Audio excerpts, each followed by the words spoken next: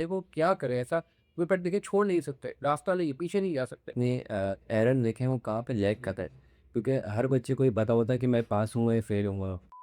आप क्रैक करेंगे case study को, उसका मटेरियल आप लेके जाएं अपने साथ। अच्छा, ये यानी कि एक डाइवर्स आ रहा है कि उस पे रोशनी डालें कि क्रैक से क्या मतलब है। क्रैकिंग ऐसे है सर, बिल्कुल केस स्टडी में डीप डाइव कर लें। मैं कहाँ से चल रहा हूँ, कहाँ पे पहुँच रहे हैं, तो length of the course justify मैंने। तो सर लेंथ इसकी मेरे हिसाब से तो पूरी सीए क्वालिफिकेशन में सबसे बड़ा पेपर यही है। आप सर फुरकान के एफर्ट को कैसे देखते हैं? एफर्ट को नहीं उसके साथ ये सुनती चीज सिविल कर दिएगा कर दे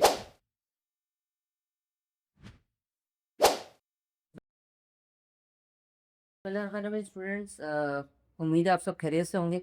आज का अगेन हमने पिछला एक आप लोगों के साथ शेयर किया था, वो एक हमारे माशाल्लाह गोल्ड मेडलिस्ट है, उनके साथ बात की थी।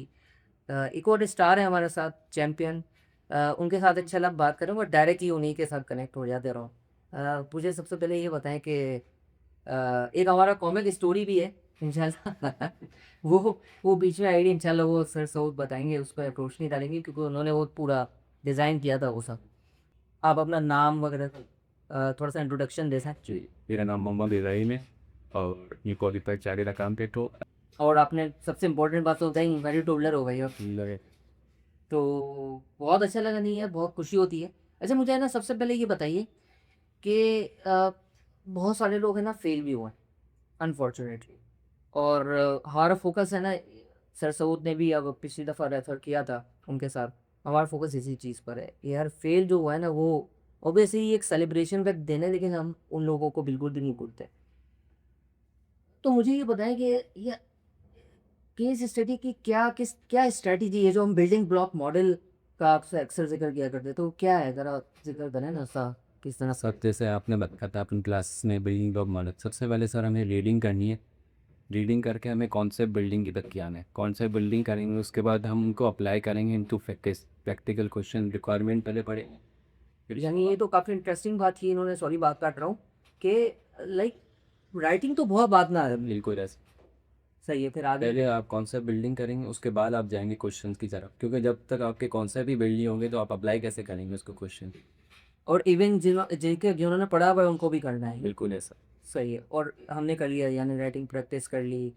और राइटिंग प्रैक्टिस के ऊपर भी है कि कौन से सोर्स से किए, तो उसमें एक चीज़ होती है कि अब आपने ICW या बाकी जितने हैं, IC है अपना, सिमा है और दूसरी चीज़ें हैं, उनकी जगह पे प्रैक्टिस आपकी आई क्या, क्योंकि वो जो है ना वही थीम है। MSc तो टू वाली। MS2 है या अभी हमारे पास वही हिस्ट्री है, वो काफ़ी इंपॉर्टेंट है, वरना फिर आप डी ट्रैक हो जाओगे, वो पूरा थीम डिफरेंट है। नहीं आपने बहुत अच्छी बात की। अच्छा ये तो हम पहुंच गए, यार MS2 वाली चीज़ हो गई। अब है ना अगला स्टेप है जो आखिरी महीना है, और अब आपको याद आ रहा होगा वो महीना, रमज़ान, सॉरी, वो बकरा, यानी बकरा सी तो उस पहले, तो वो मुझे बताया ना ज़रा कि वो क्या था, वो किस तरीके से प्री एग्जाम मटेरियल आया था। बिल्कुल सर, तो जब 5 मई को आया था पीसिंग, और पीसिंग के बाद यही था कि बिल्कुल आओ एंड पे जो है रिवीजन के, रिवीजन जस्ट कंप्लीट करूँ और बस प्रीसिंग की तरफ जाऊँ। और प्रीसिंग का ये था कि पहले प्रीसिंग को पूरा पढ़ा, फिर उसको क्रैक किया। 3-4 दफ़ा मैंने पढ़ा, फिर जाके क्रैक हुई। फिर मैंने इसको है कि क्या क्या क्वेश्चन प्रिडिक्ट कर सकते हैं, क्या क्या आई के पूछ सकता है। फिर उसके बाद डेफिनेटली आपके वेरिएंट्स भी मैंने सॉल्व किए। फिर जाके एक कॉन्फिडेंस आया कि मैं इसकी स्टडी को कर सकता हूँ पेपर में। ठीक है, नहीं बिल्कुल बिल्कुल सही बात की। अच्छा मुझे आगे मैं एग्ज़ाम डे पे बढ़ने से पहले और सरसों से इंशाल्लाह फिर बात करेंगे। मुझे बस वो क्रैक वाला जो आपने वर्ड यूज़ किया ना, क्रैकिंग द पीसी, ये कोई कॉस्मेटिक वर्ड नहीं है, यानी लाइक ऐसा नहीं है कि इसके पीछे पूरा माइंड है। तो वो मुझे थोड़ा सा उस पर रोशनी डालें कि क्रैक से क्या मतलब है, हमने जो सेशंस में जो कोशिश की थी, तो वो क्रैकिंग क्या है, बताओ आप क्या समझो उससे। ट्रैकिंग ऐसे सर बिल्कुल केस स्टडी में डीप डाइव कर लें। आप अपने आप को प्रेजेंट करें, जैसे वहाँ पे आयशा खान थी KMCHS की जो एंटरप्रेन्योर, उसकी जगह आप अपने आप को सपोज कर लें कि मैं ये बिज़नेस रन कर रहा हूँ, तो मैं क्या क्या करूँगा आगे। जैसे एक्सपेंशन वो कर रहे, तो पूरा डीप डाइव करिए कि मैं आगे क्या कर सकता हूँ, क्या प्रेडिक्ट कर सकता हूँ, जो क्वेश्चन आए कि मुझसे पूछ सकता है, तो उससे बिल्कुल रेलिवेंट हम ट्रैक पे चले जाते हैं। अच्छा ये आपने ना बड़ी अजीब सी बात कर दी, मतलब मैं स्टूडेंट्स की तरफ से भी बात करूँ, यानी मैं अगर स्टूडेंट बनता हूँ और मैं बोलता हूँ यार आप बोले हैं कहानी की तरह पढ़ो, स्टोरी की तरह पढ़ो, क्रैक करो, डीप डाइव करो, भाई एग्ज़ाम है, प्रेशर होता है, एग्ज़ाम वाले दिन मैं भाप किसी को बोले स्टोरी की तरह, ये प्रैक्टिस से यानी आता है, यानी कि सोचने की भी प्रैक्टिस है। क्या कह रहे हैं इस बात? बिल्कुल, ये सर बिल्कुल डिफरेंट पेपर है। एमएसए 2 में तो ये होता था कि हम वहाँ जाएँगे, वहाँ पे हमें पता चलेगा कौन सी कंपनी के बारे में सवाल आया। लेकिन प्री-सिंक का ये एक बेनिफिट है कि हमें पहले से ही आईकैप बता देता है कि क्या किस कंपनी के ऊपर सवाल आए। तो हम उसकी बिल्कुल अंडरस्टैंडिंग लेके जाएँ कंप्लीट, ताकि वहाँ जाके हमें फिर इश्यू ना हो पेपर। यानी आपकी बात से मैं ये समझा कि वो जो सीन जो मटेरियल है वो एक तरह से बेनिफिशियल है, मतलब और आसान हो गया, लेकिन एक तरफ से मुश्किल भी हो गया कि आपको सब कुछ बता दिया, अब आपको और आगे लिखना है, सर यानी उससे आगे बात करनी है। नहीं, बिल्कुल सही बात की। बस अब आखिरी मुझे ये बता दें कि एग्ज़ाम का दिन आ गया था, तो वो लाइक पेपर में जब आप बैठे तो वहाँ आपने क्या किया? क्योंकि यू आर द बेंचमार्क, के आपने जिस तरह से अप्रोच किया होगा वो ऑब्वियसली गुड बेस्ट किया, तभी तो आप एक डिस्टिंक्शन लेके आए ना, तो वो प्लीज़ बताएं ना। अप्रोच सर मेरी यही कुछ शुरू से सीए ने ये अप्रोच है कि पासिंग मार्क की तरफ जाओ, कि जो सवाल मुझे अच्छा आता है वो मैं सबसे पहले अटैम्प्ट करूँ। मैं पूरा क्वेश्चन पेपर मैंने कंप्लीट रीड किया और मैंने मार्क कर लिया कि ये पहला क्वेश्चन मैं सॉल्व करूँगा या सेकंड करूँगा। इस तरीके से मैंने लाइन बाय लाइन सॉल्व करे, तो जो मुझे सबसे अच्छा आ रहा था वो मैंने सबसे पहले अटैम्प्ट किया। और उसमें बिल्कुल प्री सिंक का एक मेरे को बेनिफिट भी हुआ कि जो हमारा फर्स्ट क्वेश्चन था पार्ट बी के वर्किंग कैपिटल मैनेजमेंट, वो एग्जैक्ट आ गया था जो मैंने प्रेडिक्ट किया था आपके वेरिएंट से, वेरिएट वर्ड से। और इसके अलावा टेक्स्ट के काफ़ी सवाल मिलता जुलता आया था मॉडल पेपर से, उसमें भी काफ़ी हेल्प हुई। तो मैं यही बोलूँगा स्टूडेंट्स को कि जो आप क्रैक करेंगे केस स्टडी को, उसका मटेरियल आप लेके जाएं अपने साथ, मैं ये प्रेफर करूँ। अच्छा, ये यानी कि डाइवर्स आ रहा है कि हमने अभी लेकिन खाली आप उसको रेफ़र करें, ये नहीं कंप्लीटली आप उस पे रिलाय करते चलें, उसके आप प्रैक्टिस करके जाएँ, वहाँ पे खाली आप रेफ़र करें अगर आप भूल जाएँ। एज अ लास्ट रिजोर्ट है, मतलब last resort. As a last resort नहीं, बिल्कुल मतलब उन्हीं के साथ कनेक्टेड है, लेकिन ये बेसिकली जो मुझे इनसे समझ में आया कि आपने उसका यूज़ आना चाहिए आपको, बिल्कुल, और वो मटेरियल लेके जाएँ जिससे आपने जिसके ऊपर काम किया है, ताकि आपको इसको पूरा वो। बिल्कुल रेलेवेंट आप मटेरियल लेके जाएँ, जैसे मैं सर फुरकान के वेरिएंट्स के सॉल्यूशन प्रॉपर लेके गया था बना के। मैं उस पे हाइलाइट करके बुकमार्क लगा के गया था कि ये क्वेश्चन में ये टॉपिक पूछा है। उससे मेरे को काफ़ी हेल्प हुई। जो वर्किंग कैपिटल मैनेजमेंट का क्वेश्चन आया तो मैंने डायरेक्ट ओपन कर नहीं, यहाँ मैं क्लियर कर दूँ, कोई Thanks, स्पॉन्सर्ड नहीं है कि इन्होंने मेरा नाम ले लिया, लेकिन नहीं कि भारत की एक चीज़ है। अस्सलाम वालेकुम। माशाल्लाह बहुत खुशी हुई। सबसे पहले तो बहुत मुबारक हो मोहम्मद इब्राहिम, आपको आपने मेरिट स्कोर किया एससीएस में, और सफ़रखान आपको भी बहुत बहुत मुबारक हो। माशाल्लाह गोल्ड मेडल और बेहतर पुल क्या कहते हैं हमारे साथ मौजूद हैं आज। सबसे पहले तो मैं एक छोटा सा फ़नी सा एक किस्सा आपसे शेयर करता हूँ, इस वक्त सफ़रखान रेफर कर, वो ये कि हम सर फ्राइडे बताया ये गौर से सुनिएगा। गोल्ड मेडलिस्ट हाँ सैयद मोहम्मद रफ़ी साहब, उनके साथ हमने केक कटिंग छोटी सी सेरेमनी की। हालांकि बहुत मुश्किल होता है, डिजिटल वाले दिन ही वह वो आना, मगर थैंक्स टू मोहम्मद अली, वो बिल्कुल एक कॉल पे जो है ना वो हमारे साथ थे और हमारे साथ उन्होंने जो सेलिब्रेट किया। तो उस दिन इत्तेफाक से फिर जब मोहम्मद अली चले गए, वो अक्सर सुल्तान भी वैसे जाने वाले थे, तो मैंने उनको बताया कि सर मेरे बिल्कुल मुझे उसी वक्त डिस्कवर हुआ कि हमारे पास एक मेरिट फोल्डर भी है। तो सर ने कहा मुझे तो नहीं पता। तो हमने फिर नंबर निकाला और कॉल की उनको, इब्राहिम साहब को कॉल की, तो इब्राहिम साहब ने फ़ोन उठाया और कहा जी हमारी क्राइक बात है जी। फिर उनके बाद मेरा नंबर सेव था, शायद उन्होंने मुझे बहुत ज़्यादा थैंक यू बोला। और हम लोगों ने मैसेज वगैरह भी कुछ लोगों को कराए थे क्वालिफाइड के, जो हमारे पास कॉन्ग्रेचुलेशन की हम लोग जो है ये एक्टिविटी हमारी चलती रहती है। जो लोग पास हुए थे उनको भी हम ऑब्वियसली एक जो है ना मैसेज आता, उसके लिए हम गाइड के लिए अवेलेबल होते हैं। तो इनसे बात हुई तो इन्होंने कहा हाँ जी मैं क्वालिफाई हो गया हूँ। और मैंने कहा आपका मेरिट आया? इन्होंने कहा नहीं मेरा तो कोई मेरिट भी है। हम परेशान हो क्या? मैंने कहा यार आपका नाम फुल नेम क्या है? उन्होंने कहा जी मेरा नाम फुल नेम ये है। मैंने कहा सीरियल नंबर बताए? तो उन्होंने सीरियल नंबर बताया। मैंने कहा यार आपका सीरियल नंबर तो वह जो रैक्स है। फिर मैंने इनको व्हाट्सएप पे पिक्चर भेजी, जो आई कैप का ऑफिशियल जो है कहीं सोशल मीडिया फॉलो नहीं करता मैं, मैंने कहीं से मेरे पास भी पिक्चर आई थी तो मैंने इनको फॉरवर्ड की। उन्होंने कहा हाँ ये सीरियल नंबर मेरा है। तो फिर ये बड़ा परेशान हो रहा कि यार मेरा मेरिट ठीक था। हाँ ठीक है, अच्छा तो ये ऐसा होता है, ये तो मैंने बिल्कुल अच्छा, लाइव देखा। मगर इससे पहले जितने लोग का मेरिट, मेरे पीएमडी के स्टूडेंट एसएम नजी हैं, वो हमारे पोल नोटिस स्टूडेंट के जो है एक सीनियर रह चुके हैं, एम रह चुके, तो उन्होंने भी एग्जैक्टली ये मुझे पेपर मैसेज किया था, पता नहीं अल्लाह या फिर उनका माशाल्लाह मेरिट आया बता। Gold medallist Umesh Kumar last time हमारे थे बीएसडी के, उनका भी जो है ना इसी इतना था। मगर इन लोगों की एक अच्छी बात ये है कि जो इसी तक 7 दिन से खेलते वो भी मुझे ये कहते थे कि जी मेरा जो है ना कुछ पता नहीं है। तो और ये होता है जो लोग मेरिट लेके आते हैं, फुल मेरिट लेके आते हैं, मुझे लगता है कि शायद उनको नहीं पता होता है तो पेपर देने के बाद भी। बाकी बस इसमें मैं 2 बातें इब्राहिम आपसे करता चलूँ। एक तो ये बात मुझे आप बताएँ कि छोटा-सा मैसेज, जो लोग पास नहीं हो सके, उनके ऑब्वियस सी बात है, most taking is professional qualification, हर बंदा पास नहीं हो पाता। मगर मैं पर्सनली समझता हूँ, मुझे ऐसा लगता है एससीएस का रिजल्ट एमएसए टू से बहुत बेहतर है, अल्हम्दुलिल्लाह। 107 चार्टर्ड अकाउंटेंट से हमारी अकेडमी से 230 से रजिस्टर्ड क्वालिफाइड हुए, जो कि बहुत बड़ा नंबर है इसमें, तो इतना रन पढ़ने हमारे क्वालिफाइड का लिंक था पहले। और सेकेंडली ये कि ओवरऑल पासिंग परसेंटेज की हम देख रहे हैं। उसके अलावा भी कुछ बच्चे ऐसे हैं हमारे पास 30+31 जिन्होंने एससीएस पास कर लिया, उनका कोई और पेपर पास नहीं हुआ, तो इट शोज़ कि एससीएस में बेहतरी, मगर बहुत सारे लोग पास नहीं भी हो सके। ठीक है, तो एक मैं चाहूँगा एक मैसेज आप छोटा सा हमको दें, वो क्या करें ऐसा, कोई पेपर देखे छोड़ नहीं सकते, रास्ता नहीं है, पीछे नहीं जा सकते, सीए नहीं छोड़ सकते, आगे ही बढ़ना है, मगर क्या करें ऐसा, इस पे पढ़ बैठता है। सबसे पहले सर मैं ये बताना चाहूँगा कि जो फेल हुए हैं बच्चे वो अपने एरर देखें वो कहाँ पे लैग कर रहा है, क्योंकि हर बच्चे को ये पता होता है कि मैं पास होऊंगा या फेल होऊंगा।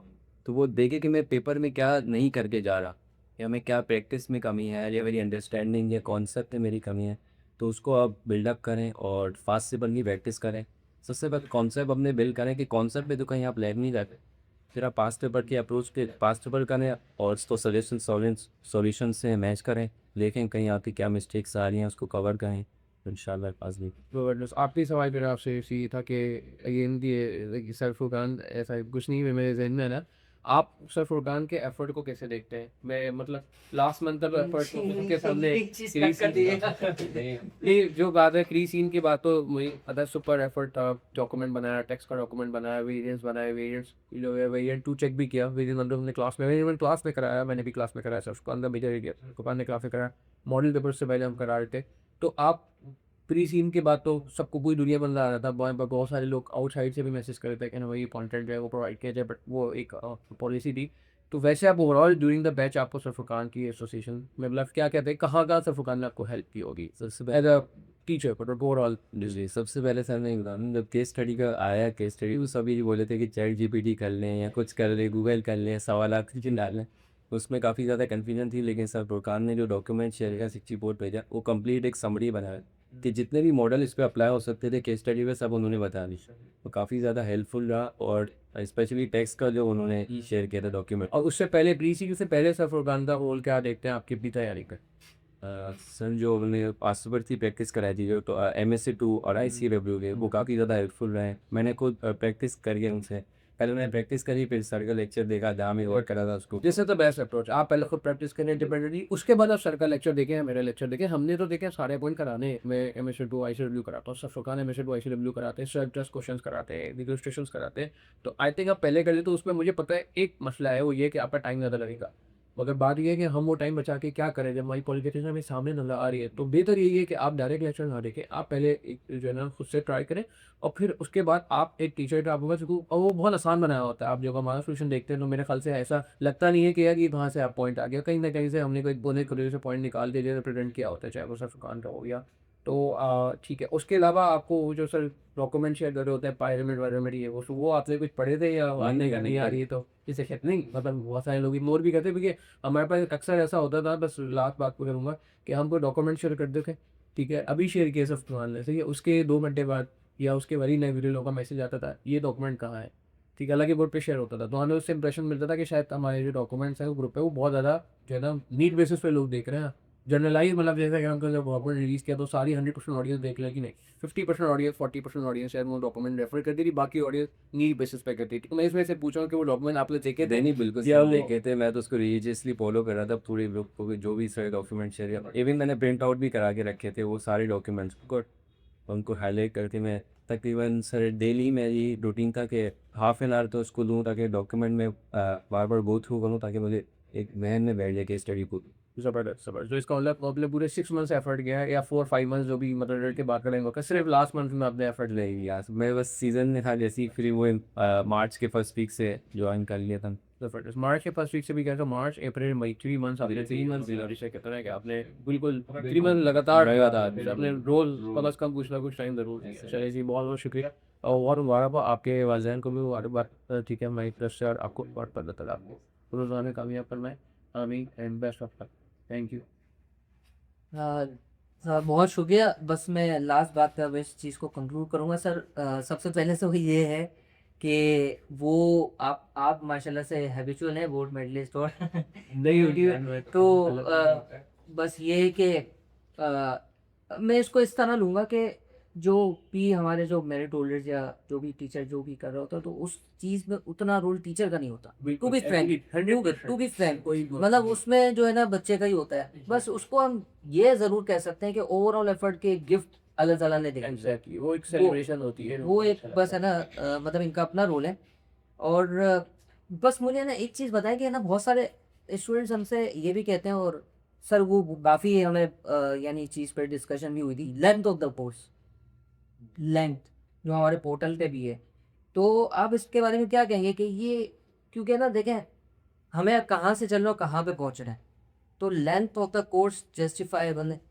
बिल्कुल सर, लेंथ इसकी मेरे हिसाब से तो पूरी सीए कॉलेज में सबसे बड़ा पेपर यही है। तो इसमें 4 टॉपिक आते हैं, 4 पेपर्स कवर होते हैं, BFD and law, tax and SPM. अच्छा, यहाँ मैं ऐड करना चाहूँगा कि जो आगे वाले आने वाले स्टूडेंट्स हैं जिन्होंने एसपीएम भी नहीं पढ़ा उनके लिए तो बिल्कुल ही यानी कि वो हो गया। तो बहरहाल हम कोशिश करते हैं। खैर आप क्या कह रहे थे? तो मैं ये बोल रहा हूँ कि सर ये काफ़ी ज़्यादा एक लेंदी कोर्स है, तो इसको आपको है ना पहले से रिवाइज करना होगा सारे टॉपिक्स को, क्योंकि इसकी हमने जैसे क्लियर कर लिया था, मैंने 2 दफ़ा क्लियर किया इसकी, लेकिन फिर भी मैंने रिवाइज़ किया। काफ़ी इंटरेस्टिंग बात है। मैंने फिर भी रिवाइज़ किया कि मेरे कॉन्सेप्ट जो है वो बिल्कुल पक्के हो जाए। थैंक यू सो मच हमें सुनने की। Thank you very much ji.